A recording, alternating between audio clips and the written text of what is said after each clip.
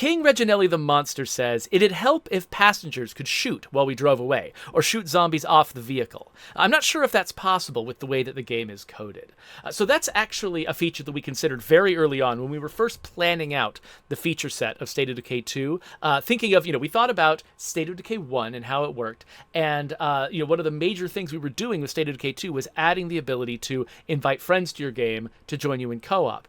And we immediately thought of all the fun things you could do with that, and a big part of it was being able to ride in a car together and have your passengers hold their doors open to smash zombies. And that is something, I think one of the key images that we showed in our very first reveal trailer was the driver opening the door of their car and the passenger opening the door of their car, because that's a thing you could do now in State of Decay 2. But another thing we thought of at the same time was letting passengers shoot out of vehicles. And so we considered it for a long time, but it came up against a couple of obstacles. One of them is the fact that is a very complex set of animations for a character to have, because you can't just shoot at zombies just from the car, like through the windows. That looks...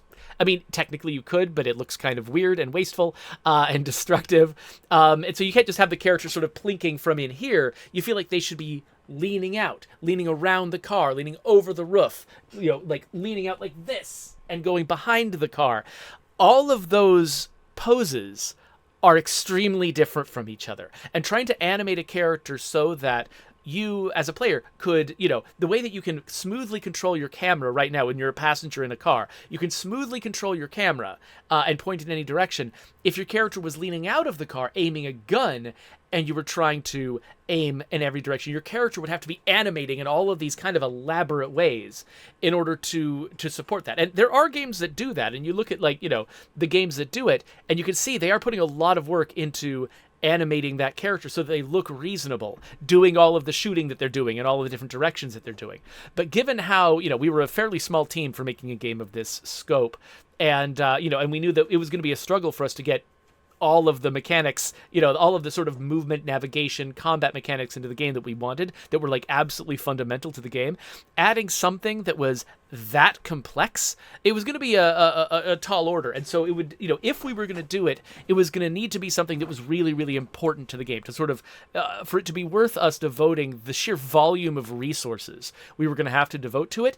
It was going to have to be a really core central part of the game, which ran into another problem, which is the fact that ammunition is very precious in State of Decay 2. Now, if you've been playing, especially at a low difficulty level for a really long time, you might have a community that has got giant piles of ammunition and you just fire them like crazy and you don't care. But that's not the typical experience. A typical experience for the average person playing State of Decay 2 is they're fairly new to the game, they have not built up an infinite amount of ammo, and firing wildly out of a moving car, not scoring a lot of headshots because that's hard, was going to be a kind of a problem, right? And at the time, we actually didn't have gunslinging in the game. So the idea that you'd be able to just instantly pop off headshots using a skill with a character wasn't on our radar when we were making this decision, because this is earlier than when we were deciding about skills.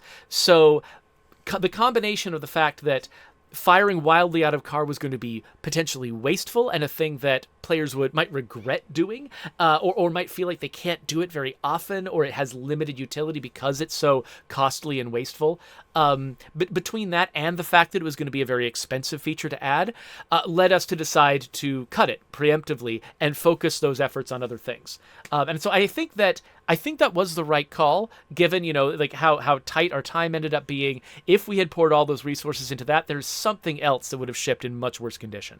So, yeah, and we ended up also coming up against a lot of animation budgets eventually. By the time we got all of the combat moves and everything else into the game, we were running up against sort of the limits of the lowest end hardware that the game was going to come out on, and adding a bunch of new animations, which is effectively what that is: being able to fire a gun, experience recoil, reload, facing 8 different directions coming out of a vehicle.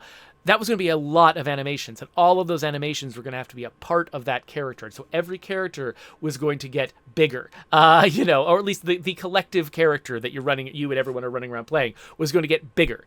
And that was also a thing that was going to hinder us. So with all of those factors in play, I think we made the right call not allowing that in this game. That doesn't mean that it's impossible for that feature to someday be a part of the franchise. And I'm definitely not revealing anything about anything we've got going on in the future. Just saying that some of those problems were logistical problems, they were technical problems, and that doesn't mean we'll always have those same problems. So keep, holding out hope that there might actually be some future version of the game that has that kind of feature. Again, I'm not going to promise that it'll be the next game, but let us know, go on our wish list, that sort of thing. Let us know that's a feature that you're interested in, because it's not insane to imagine it might exist in the franchise sometime in the future. But definitely not promising it for any particular iteration, because, those concerns, it's not like they just go away. You go up a generation of hardware and suddenly all of your resource problems went away. No, because you're also aiming for a higher level of fidelity. And so, yeah, sure, you've got more memory, but you've also got way more complicated shaders. And you've got more, you've got more performance capabilities, but you're also trying to do a lot more.